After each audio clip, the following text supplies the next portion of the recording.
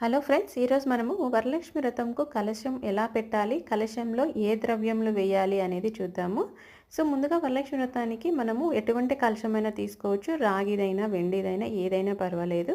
So అది శుభ్రంగా wash చేసి తర్వాత దానికి మొత్తం పసుపు పూసేసి దాని మీద గంధం పెట్టి దాని మీద కుంకుమ బొట్టుతో అలంకరించాలి. సో అది వేసిన తర్వాత మనము ఆ కలశంకు ముక్కాలు భాగం అంటే 45% వరకు ఫుల్గా వాటర్ వేయాలి.